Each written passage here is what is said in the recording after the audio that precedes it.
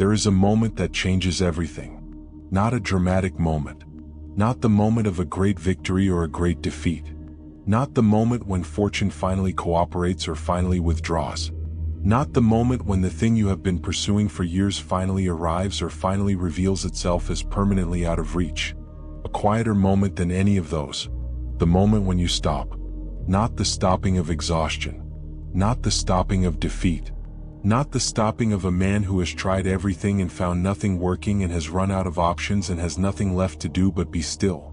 The stopping of a man who has finally understood something. Who has arrived, through whatever combination of experience and reflection and honest self-examination the understanding required, at the recognition that the chasing itself was the problem. That the orientation toward the thing being chased, the organization of his entire life and attention and energy around the pursuit of something external, was producing not the arrival he was seeking but the specific quality of not arriving that the chasing guarantees. Because the man who is chasing is always behind what he is chasing. By definition, the chasing positions him as the pursuer and the thing being pursued is always slightly ahead. And slightly ahead is not where the thing arrives. It is where it stays for as long as the chasing continues. The moment he stops chasing, something shifts. Not immediately. Not magically. Not through any mystical mechanism that rewards the stopping with the arrival of what the chasing could not produce. Through a simpler and more interesting mechanism than that. My name is Niccolò Machiavelli. I spent 14 years chasing something and 3 years learning what happens when you stop. And what I learned in those 3 years of stopping was more valuable than anything the 14 years of chasing produced. Today I want to share what I learned. I want to begin with the most honest observation I can make about chasing and what it communicates. The man who is chasing has communicated, through the chasing itself, something he did not intend to communicate. He has communicated need. Not through any specific word or gesture or deliberate signal. Through the fundamental orientation of the chasing. Through the fact that his direction is toward something external. That his energy is organized around something he does not yet have. That his attention is consumed by the gap between where he is and where the thing he is pursuing is. This communication is received by everyone around him with a clarity and a speed that no amount of composed presentation can fully conceal. The woman who senses it in the man pursuing her. The employer who senses it in the candidate who wants the position too visibly. The negotiating partner who senses it in the man who needs the deal more than they do. The friend who senses it in the man who is trying too hard to be liked. They all sense the same thing. Not necessarily consciously. As a texture. The slightly too eager quality. The slightly too present quality. The quality of a man who is organized around the response he is trying to produce rather than around his own genuine direction. And need, as I have written in other contexts at length, is the signal that most reliably undermines the response it is trying to produce. Not because people are cruel. Because the wanting system, the neurological architecture that produces genuine desire, is not activated by need. It is activated by the signal of genuine sufficiency. Of a man who has enough that what he is offering is a genuine choice rather than a desperate transfer from emptiness to wherever he hopes the other person can take him. The chasing communicates the opposite of sufficiency. It communicates the gap, the lack. The need that the thing being chased is supposed to fill. And the response to that communication is not the filling of the need. It is the withdrawal from the need. Because nobody wants to be the thing that fills another person's emptiness. They want to be chosen by someone who has enough. Someone who is full. Someone whose choosing of them is a genuine addition to an already substantial life rather than the desperate reaching of a man who has nothing else. The first thing that happens when you stop chasing is this. You become visible as what you actually are rather than as what you are trying to appear to be. The chasing produces a specific distortion. It makes the man who is chasing appear to be defined by the thing he is chasing. His identity, in the perception of everyone watching, is organized around the pursuit. He is the man who wants this thing. The man who is trying to get there. The man defined by the gap between where he is and where he is trying to be. This is not who he is. It is who the chasing makes him appear to be.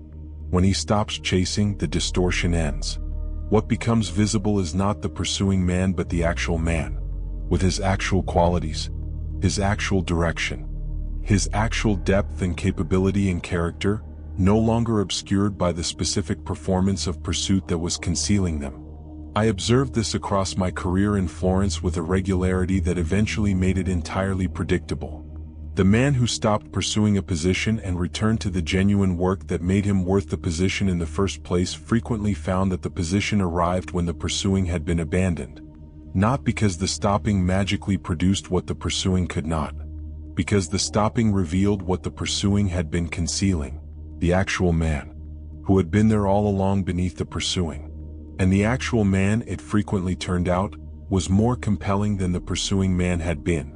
Because the actual man had genuine qualities that the pursuing had been obscuring. Genuine direction that the chasing had been redirecting toward the pursued thing rather than toward its own genuine destination.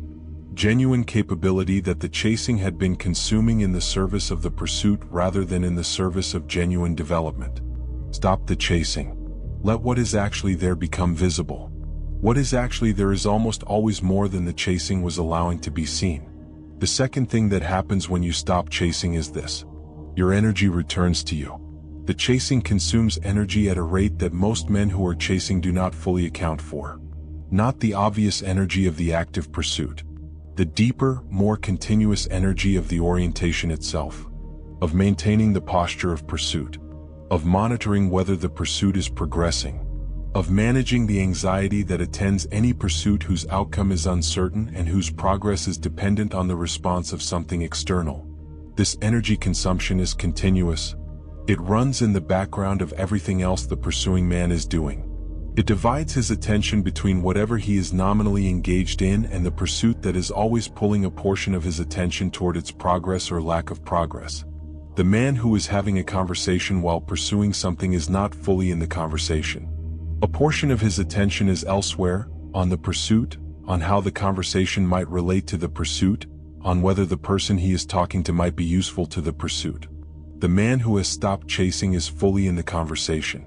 His attention is not divided.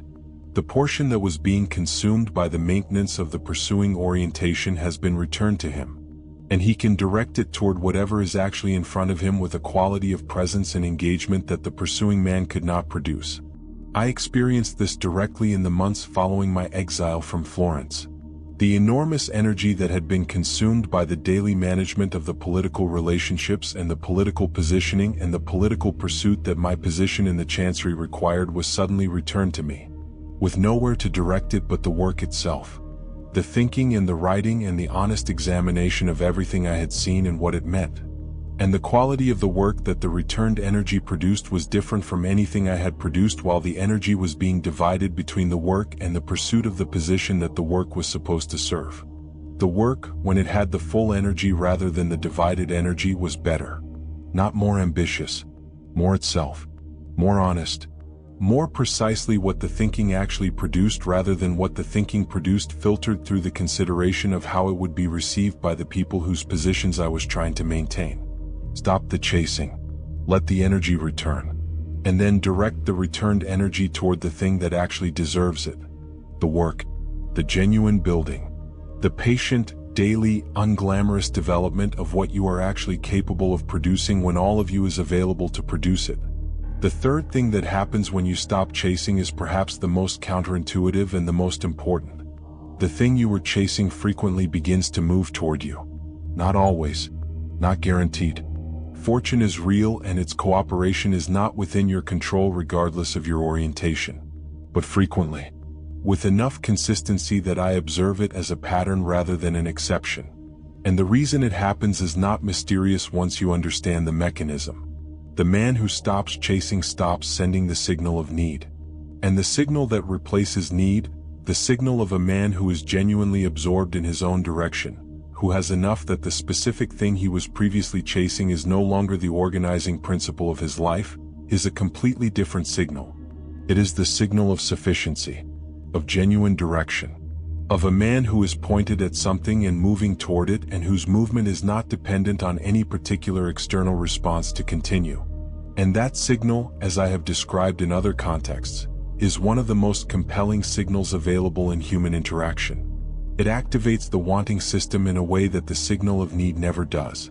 It produces in the people around it the specific desire to be near the man sending it, to be included in what he is building, to have access to the direction and the capability and the genuine fullness that the signal represents.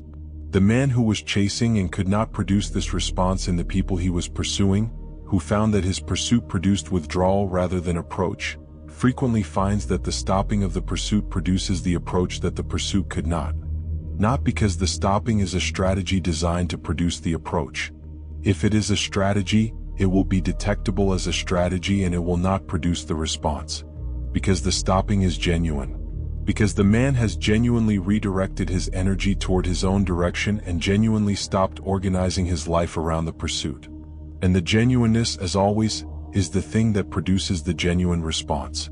I did not stop chasing Florence as a strategy to make Florence want me back.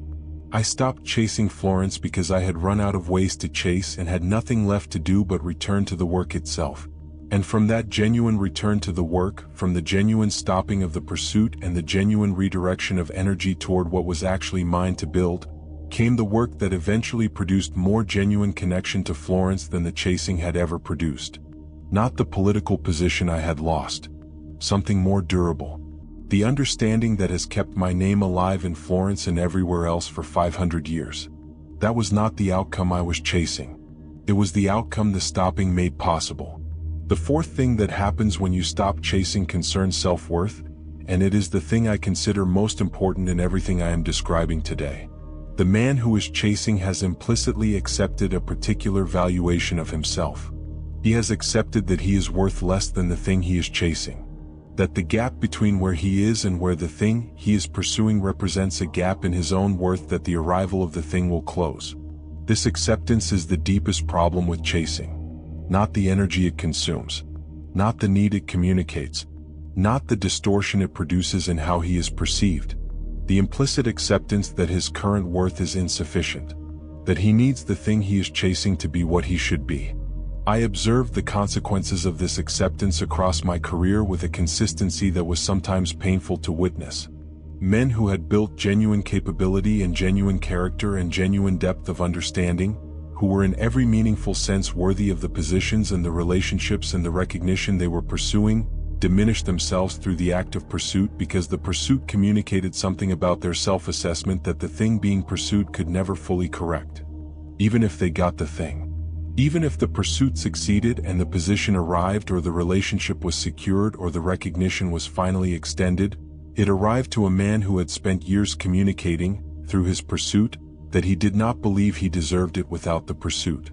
And the thing, however genuinely valuable, could not retroactively correct that self-assessment. It could not give him the sense of genuine worth that the pursuing had been communicating he lacked. Because genuine worth is not conferred by the arrival of the thing. It is built through the quality of the person who exists independent of whether the thing arrives or not. The man who stops chasing does something more important than redirect his energy or remove the signal of need or create the conditions in which what he was pursuing can move toward him. He accepts, through the stopping, a different valuation of himself. He accepts that what he is, right now, independent of whether the thing arrives, is worth being. That his direction is worth following. That his work is worth doing. That his presence in the world has genuine value that does not depend on any particular external confirmation to be real. This acceptance is the foundation of the genuine self-worth that the chasing was trying to produce through external means. And it is the only foundation that holds. External confirmations, however genuinely desired and genuinely valuable, do not produce genuine self-worth. They produce temporary relief from the lack of it. The relief fades. The chasing resumes. For the next confirmation. And the next. The man who has stopped chasing and accepted the valuation of himself that the stopping implies, the valuation that says I am worth being independent of what arrives, has built something that no external confirmation can give him and no external failure can take away. He has built genuine self-worth. And from that foundation everything else, the alignment that the title of this conversation describes, becomes possible. The fifth and final observation concerns what I would call the nature of alignment and what produces it. The word alignment, as I understand it to be used in the context of this conversation, describes a quality of experience in which things seem to come together more easily. in which the right people appear at the right moments, in which the opportunities that present themselves are more consistent with what you are actually building, in which the relationship between your direction and the world's response to that direction feels less like friction and more like cooperation. This quality of experience is real. I observed it in men who had stopped chasing and genuine return to their own direction, and I observed its absence in men who were still consumed by pursuit. And the mechanism that produces it is not mystical. It is the natural consequence of the reorientation that the stopping produces. The man who is chasing is oriented outward and forward toward the thing being chased. His attention is on the gap, on what he does not yet have, on how to close the distance between where he is and where the thing is. This orientation makes him poor at noticing what is actually around him, what the current moment contains, what the specific people and opportunities and circumstances of his actual life are offering that the focus on the pursued thing is preventing him from seeing. The man who has stopped chasing is oriented differently. His attention is on what is actually here, on the work in front of him, on the people actually in his life, on the opportunities that the current moment actually contains rather than the ones that might be available if the pursuit succeeds. And from this orientation, which is the orientation of presence rather than pursuit, things that were always available but were invisible to the pursuing man become visible. The connection that was always possible with the person he was too focused on the pursuit to fully see. The opportunity that was always present in the work he was doing but that the pursuit was consuming the attention required to recognize it. The specific quality of the current moment that the focus on the future moment had been preventing him from inhabiting. The alignment is not the world rearranging itself in response to the stopping. It is the stopping producing the orientation that makes what was always available finally visible. And what was always available, seen clearly, turns out to be more than enough. I want to close with the most personal observation I know how to make about the experience of stopping and what follows from it.